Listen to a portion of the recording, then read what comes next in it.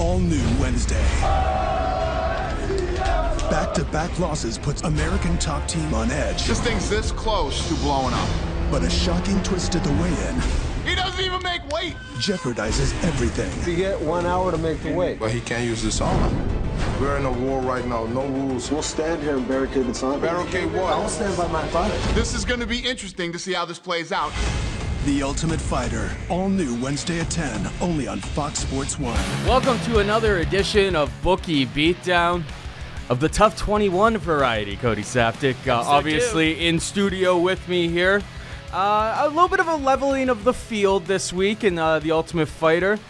Week 1 seemed very ATT-centric. Week 2, a little bit more Blackzilians time to shine. And obviously we have our top scorer this week, Luiz Buscape Firmino.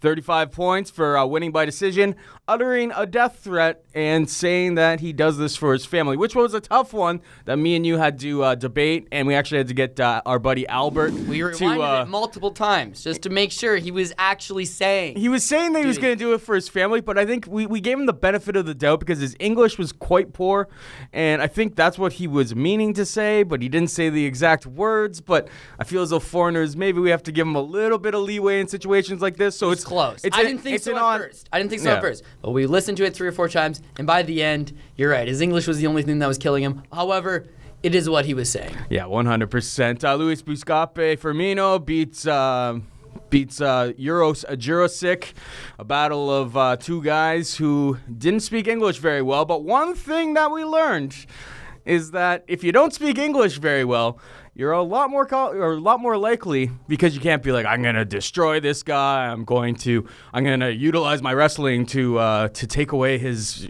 strengths or whatever.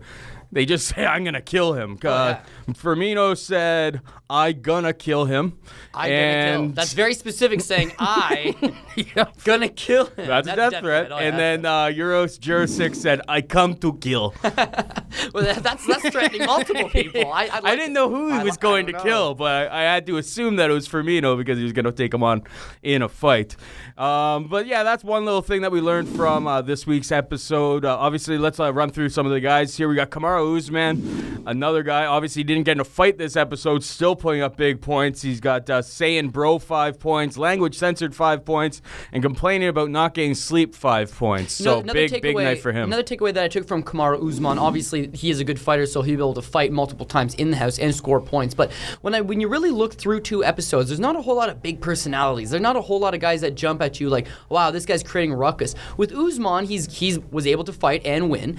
He's athletic. He has all that going for him. But we saw that he kind of got into it a little bit with Hayder Hassan after his fight. Then in the second episode, he gets into it with his own teammate, Jason Jackson, and he's swearing. And then in his on-cam, he's like, oh, I'm really sorry. It's hard to get sleep. It's like, man, this guy continues to score well. Yeah. But he's really coming across to me as one of the people that is vocal, that is outspoken. If he's getting frustrated after 2 weeks of being in this house, then you can only imagine the blow-ups he's going to have as the episode progresses. And as you mentioned, you made a great point. Week 1 was very ATT heavy. Week 2 very Blackzilian heavy. Usman is someone that got screen time on both episodes. Yep. So maybe that trend continues, then Usman owners will be very happy about it. And not just that, you were mentioning about Hayder Hassan. First scene with them in the kitchen. Awkward. Yeah, and he's like, "What's up, bro?" And you could just tell that both of those guys hate each other, and there's a lot of awkwardness. So there's going to be a lot more of this in the future. Actually, in the trailer that's playing behind us, they show that one thing where he's like, we can just go right now, where it looks like they're going to physically attack each other in a non-fighting area, like not training, not in the ring. So that would be a 20-point thing. If both of those guys fight each other, physically attack each other, 20 points. Well, keep in mind. It looks like that's going to happen. Bros are going to be thrown left, right, and center. So Hayder Hassan and Kamaru Usman may have a little rivalry growing right here, and a lot of points I forecast in the next few weeks. Keep in mind, too, that you've got Kamaru Usman training with Jason Jackson in that one scene in the house, the kind of little room in the house, training away. And then when he freaks out, He freaks out because Jason Jackson's not doing... He starts hitting a door. Yep. However, they're in the house, the door is reinforced, it does not break. One of 2 things happen. He likes to attack doors. That means he could get door-breaking points down the road. That's a lot of points. Second thing that could happen, the editing team, the UFC team was obviously, oh man, he punched that door. that was a pretty heavy door. Well, we can't have these guys getting hurt. Replace these doors and make them flimsy. So who knows? But if the door didn't break from what we could see. I didn't see any shards of wood. Which is why he didn't score for it. But if you look at Kamaru Usman, he's almost trying to develop as the perfect fantasy player, okay? He has, thank God. He has won a fight. He has complained about not getting sleep. He hasn't been shirtless. He right. hasn't been shirtless in a normal human area, but he strikes me as the type of person who would like to be shirtless in a normal human area. He's got a wide variety, so I'm really liking it for him. Maybe he can throw a little death threat in there, and then the bro points and the swearing points. So Usman, I don't have him on my team, but after week 1, I didn't really care. After week 2, I'm really seeing maybe he's one of the big personalities that is going to score big. I'm a little worried that I don't have him. All right, we were mentioning Hayder Hassan. He had saying bro and language censored points. Actually, Jake Seeley sent me an email, or sent the Bookie Beatdown, toughfantasy@gmail.com, an email, and said that he thinks maybe in future seasons that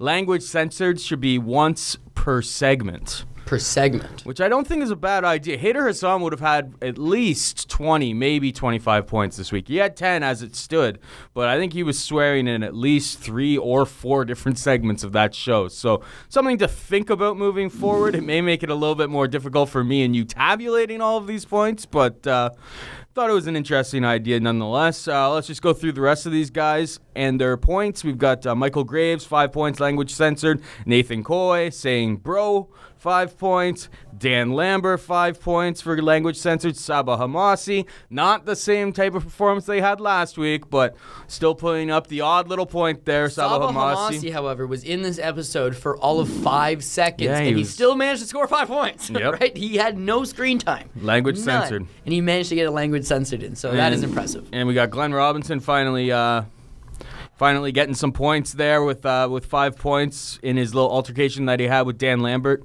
at the weigh-ins. And Jason Jackson, language censored. He was keeping it real PG last week, but then when Usman was getting all up in his face, He actually didn't say anything until after the fact, and he came back, and he's just like, "Don't worry, man, we're a team. We can take care of this. We got this." And he's like, "F those guys," or whatever he said. But either way, I took one of my takeaways was before the season started, and I don't have Jason Jackson either, but he was one of the guys that I pegged as possibly a personality, someone that might be able to interact with the other people, might be able to score those points. But he's a very friendly guy. I mean, Usman got mad at him because he wasn't doing the drill properly. But if you look at Jackson, he's 4-2. He's very green as a professional. He was in our lowest bracket of people that you could select. And so he probably wasn't going to drill down as good as a Luiz, Buscape, Firmino, somebody who's been around for very, very long. And then instead of being like, "No, man, beep, beep, beep, beep, beep, beep," he was just like, oh okay, man. All right. Usman storms off. He ended up getting those 5 points afterwards when they were like, same thing like you said, like, F it, man, we a team. It's like, okay, he got those 5 points. I'm thinking he is a very PG variety guy. Like, I don't think he's going to be swearing a whole lot. I don't think he's going to be shirtless a whole lot. I don't think he's going to win his fight. Jason Jackson might be a bit of a dud for the owners of Jason Jackson. Well, we don't know. Bold claim coming out. We're only 2 episodes in. He's going to get his own episode where he's going to be able to have some real screen time where he'll be able to talk. Unless he doesn't fight. He's 4-2. They don't have to make this guy fight.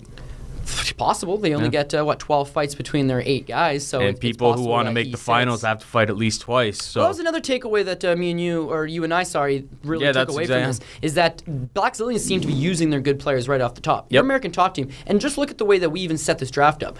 The 2 players that Blackzilians have sent in were both top bracket players in Kamaru Usman and Luiz, Buscape, Firmino. So we projected that those people would be amongst the favorites to win the tournament. Now, flip side, you got ATT putting in Michael Graves and Uros Jurisic. It's like these are 2 guys that had under 5 fights each, right? They're both under 25 each. They're very green still. So it appears that the Blackzilians are winning. They're certainly off to 2-0 start, but you got to think at some point they're going to try to put their good guys back in, and those guys are going to be a little bit banged up. Meanwhile, ATT is going to save Steve Carl. They're going to save Nathan Coy. They're going to save Marcelo Alfaro. I 100% think that they're going to have a real run in those 50-point fights from 5 to 8. From 50 I think they're going to really start picking up, and then maybe even at the end, if they really go on a run there, have the momentum, and then just sweep the last few. But obviously, we're still early in the season, but Blackzilians should really start thinking about not using. They've used their top 2 guys at this point, and they used them against the lowest 2 guys. So you do the math. It's not going to turn out very well for Blackzilians, at least in theory. And our other takeaway that we had here, we had future season points. Just from watching the season, when we made this, we thought there's going to be something that's gonna stick out to us as as, okay, this is something that is a general trend that we didn't think about when we were setting up the points in the first place. And obviously we have one thing that we said is we're a family. If somebody says we're a family, that would be 5 points in future seasons, because we saw it in one segment. We saw it like 3 or 4 times. There's like, don't worry, those guys, they've had one experience together. We're a family. We've had so many experiences together. And noting that you see a hole/holes in his or her game. If you notice that somebody has holes in their game, that would be another 5 points, because let's be honest, that's going to happen. Basically, lead up to every single fight. And you don't even have to be talking about your own fight. You'd be like, Uros sees some holes in Luiz Buscape's game, which he didn't, obviously, but everyone always says that when they're trying to break it down. You should get 5 points for saying you see a hole in the person's game, or hole or holes, but you should get 10 points if you use the Joe Rogan, I see a chink in the armor. Ooh, that could be big. Also, another takeaway, I know we didn't write that one down, but just in terms of scoring, the winning coach should get 5 points for the guy winning. So Glen Robinson should technically have 10 points because he had Kamaru Usman and Luiz Buscape both winning their fights. Agree. But it wasn't a rule prior to coming in. Future seasons. And coach challenge as well. And finally, I think we were a little bit too strict on the Dana impressions, where people have to, or Dana has to say the exact same thing, because after this episode, Dana said, well, that fight sucked. It's like he was not impressed with it, but he didn't say the word unimpressed. So in the future, it'll be 5 points for Dana likes the fight, minus 5 points for Dana does not like the fight. So you either or, basically. You have those low bonus points or negative points. Anyway, I think that pretty much wraps it up. Obviously, before we go, got to give you Week 2 top 3. Giacu Toteka, after having 75 points last week, goes on a blitz this week. I think he's the only person with Firmino and Usman, so definitely somebody. I don't know if he's the only person, but you've got to assume that he's also got Lambert in here. He's got Homasi and Hassan as well. Yeah, exactly. So that is quite a good team for. So Toteka. two straight weeks. He's taking a pretty big lead overall. But we got week 3. We got Giacu Toteka 80 points, Michael Mancini with 70 points, Ben Schuster with 65 points. Now we go over to the overall top 3. Giacu Toteka, massive lead, 25 points over anybody else with 155 points total.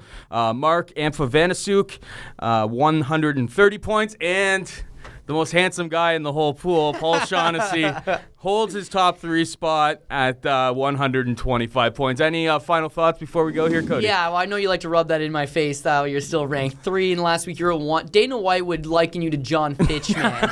You were 2, then you're 4, then you're 7. You're on the backslide, pal. I'm going to have to start. Right? Team Saftic, as well as any of the other teams that aren't ranked right now, we're on our way up, so don't you worry about that. I'm going to have to start using steroids to keep up with this level of competition, I suppose. Anyway, that's all the time we have for now. Until next week, keep on keeping on.